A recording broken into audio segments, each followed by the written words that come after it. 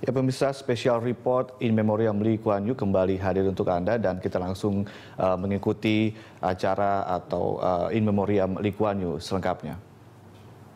Mr. Lee, at this year's National Day Parade.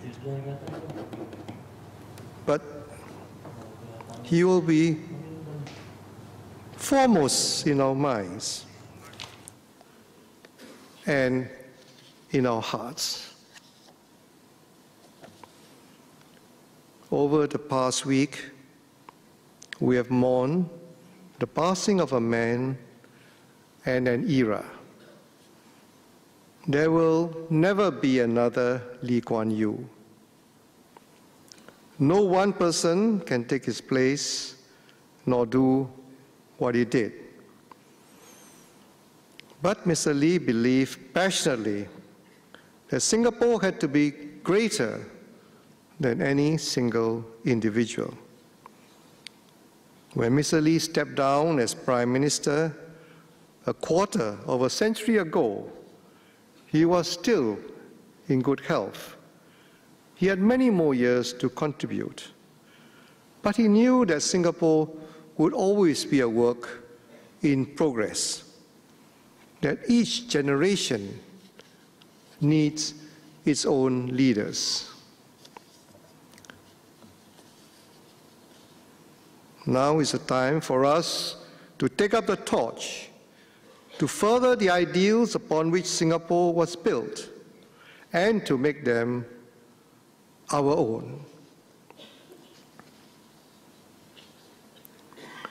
There is a well-known saying, most famously used by Isaac Newton, and I quote, "If I have seen further, it is by standing on the shoulders of giants," unquote.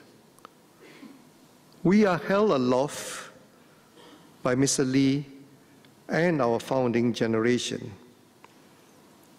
They have given us the foundation, the ability, and a confidence to look forward to the future, to shape an even better Singapore for all Singaporeans. Together, we can respond to challenges. Together, we can create new opportunities for our children and grandchildren in Singapore. This is Mr. Lee's legacy for us.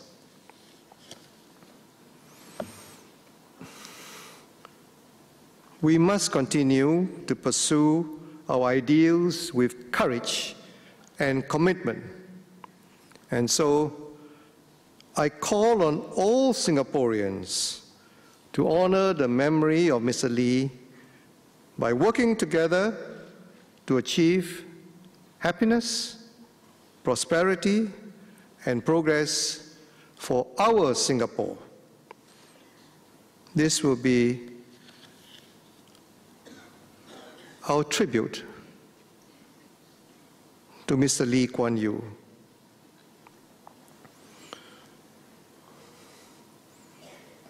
Goodbye, Mr. Lee.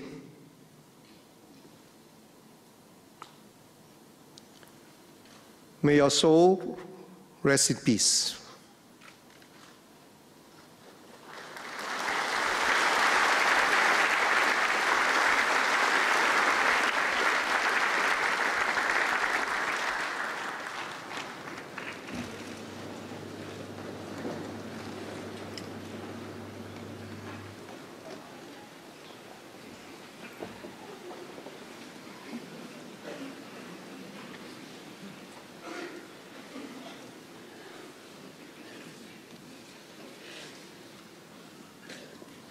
The Emeritus Senior Minister will now deliver his eulogy.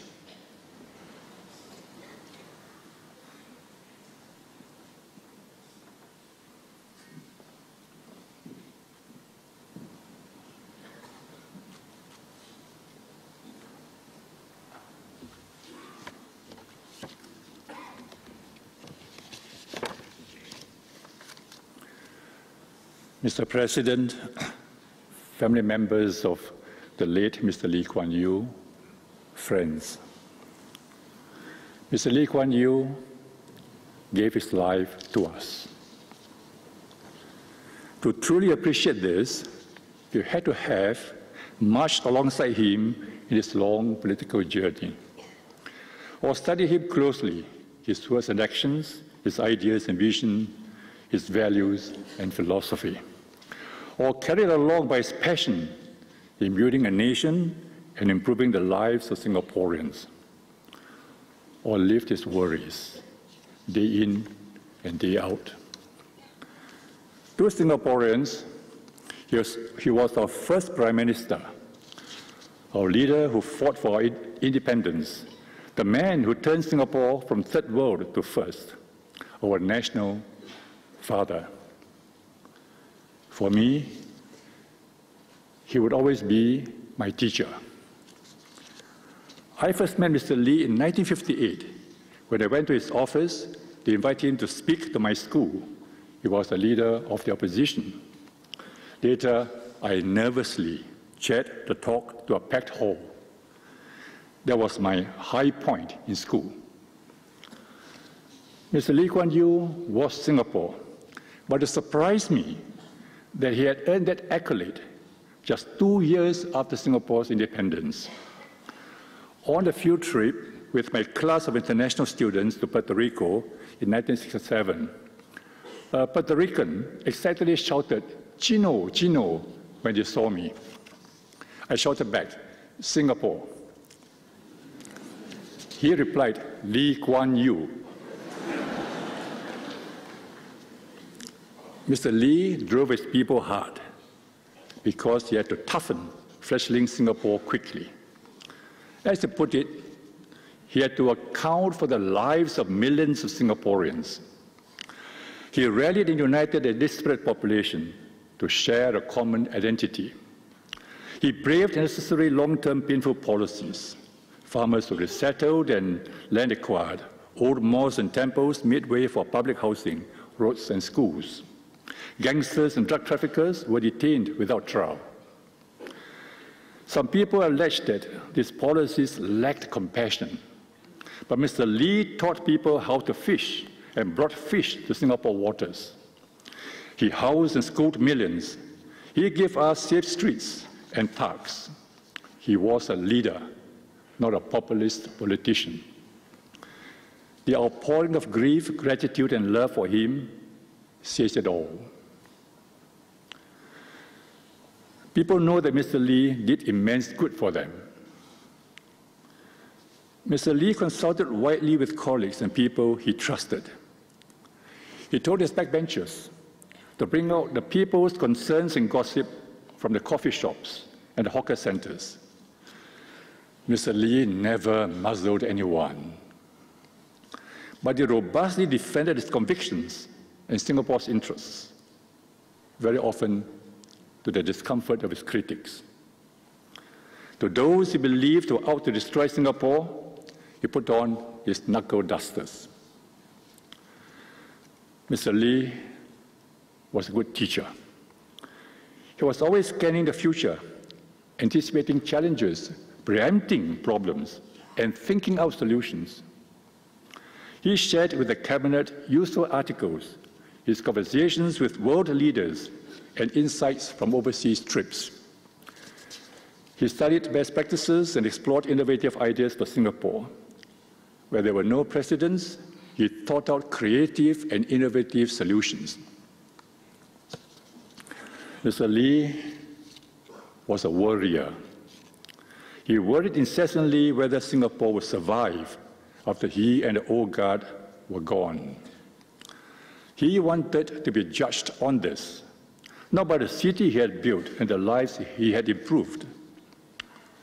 As Singapore prospered and hard times and history forgotten, he did not believe that able, committed, and honest leaders would emerge naturally, unlike his generation, who were born with fire in their bellies to fight for independence, multiracial equality, and a fair and just society.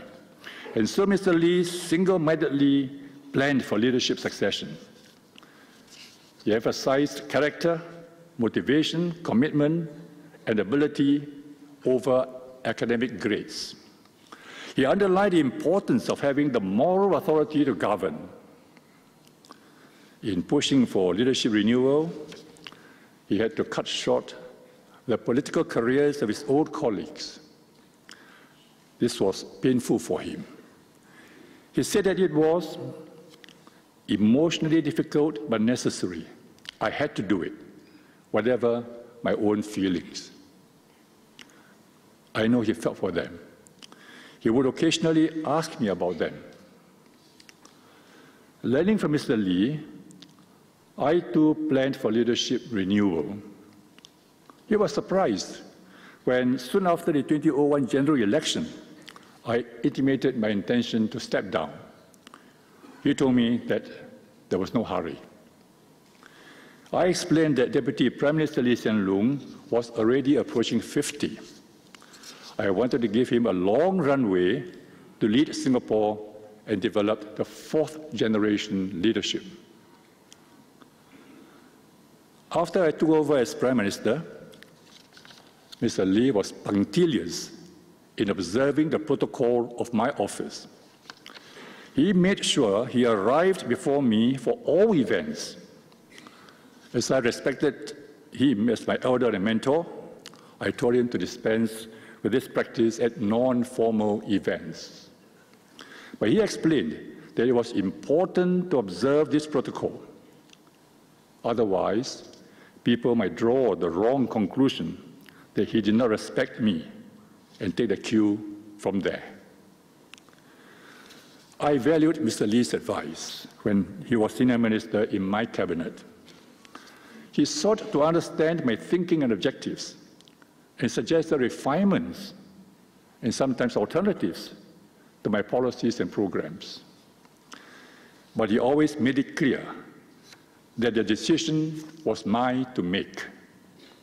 He was, as he put it, a resource and data bank. We lunched regularly. Our conversations never drifted far from his life's work.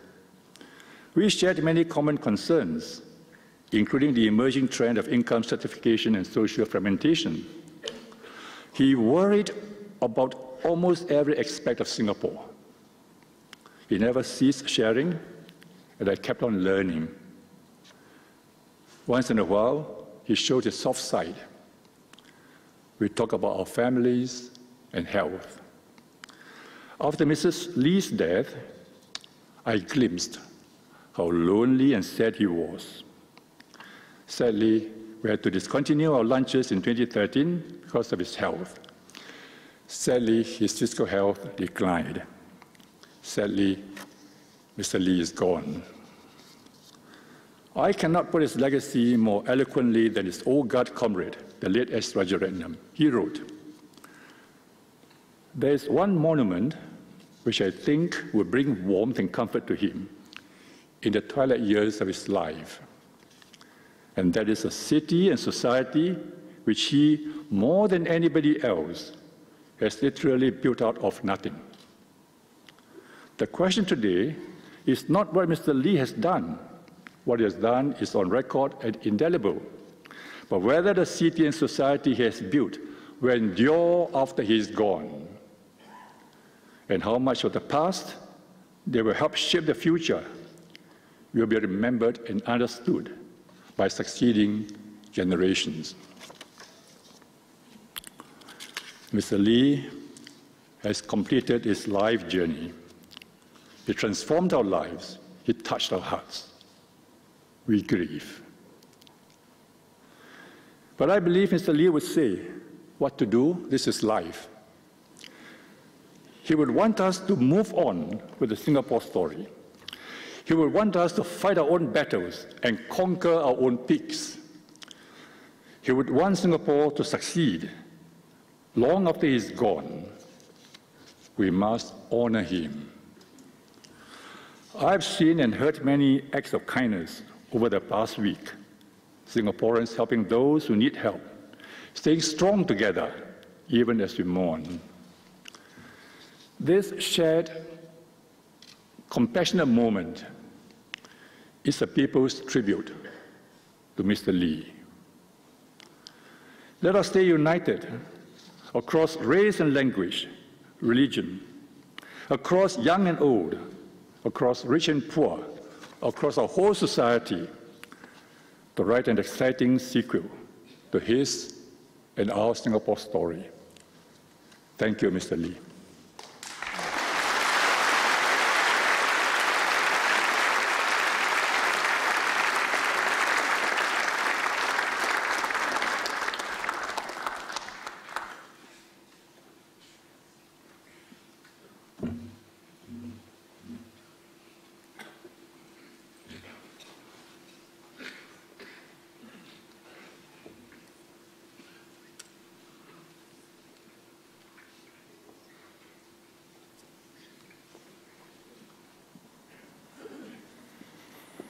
Mr. Ong Pang Boon, member of the First Cabinet, will now deliver his eulogy.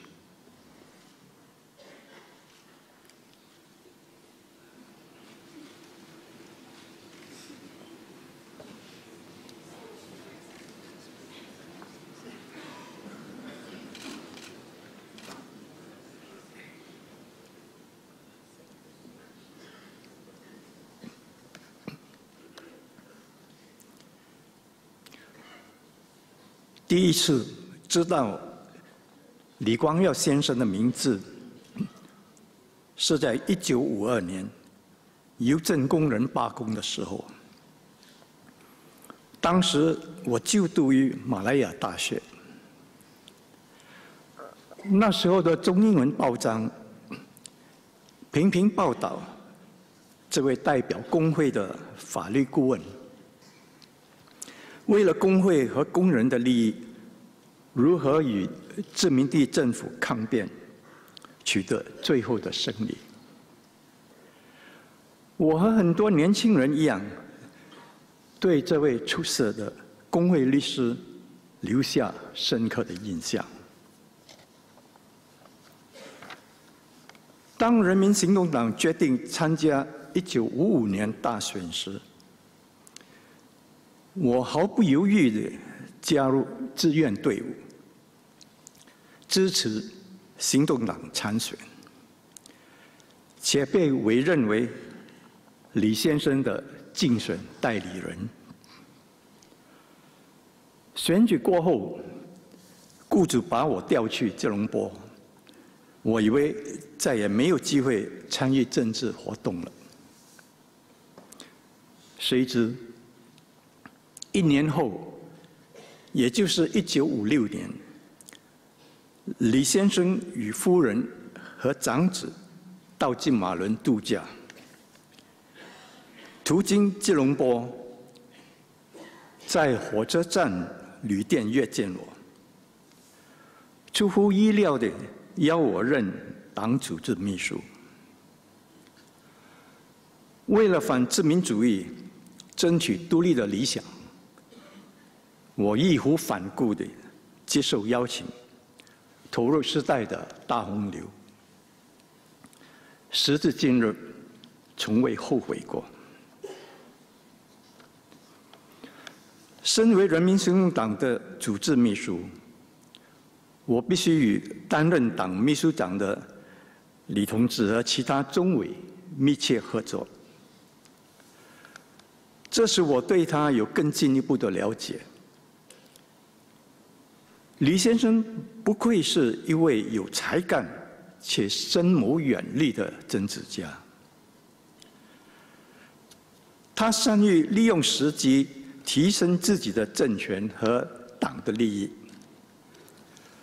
虽然纯受英文教育，他却很清楚，当时权力握在受华文教育的亲共学生和工会手里，因此他也常常担心亲共分子会挟持行动党。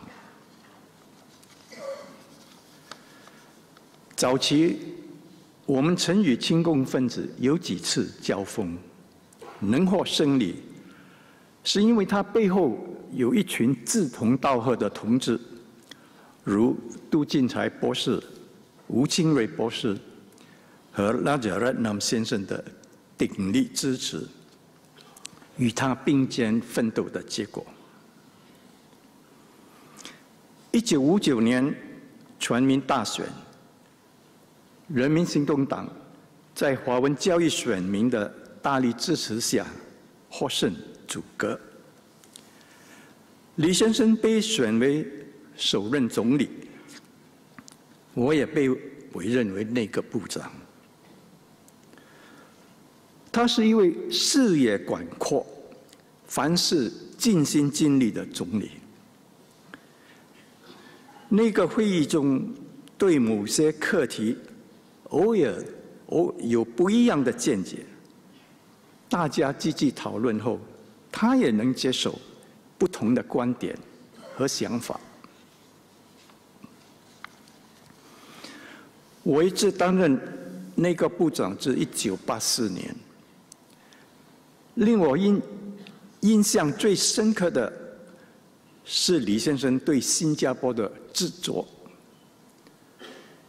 他时时刻刻都想着怎么改造新加坡和改善人民的生活。一旦他决定某个政策能够为他心爱的新加坡带来利益，他会积极地去实践，即使自己因此不受欢迎，也在所不惜。当然，有一些评论者对他的某些政策不满，我却认为人们应该从以下2方面来评价他。第一，李先生所做的一切都是为了使新加坡更好。有时候他会不客气地处置政敌和不赞同他做法的人，但是他的一生都是诚心诚意为这个渺小又脆弱的国家争取最大的利益。第二，如果没有李先生，新加坡的发展就截然不同。他像一块大磁铁，吸引了人民行动党早期的领袖和基层支持者，大家同心协力，反抗英国殖民主义后期的亲共分子和种族主义者。总的来说，他是一位有远见、有勇气去实现理想的领袖。没有他，就没有今天的新加坡。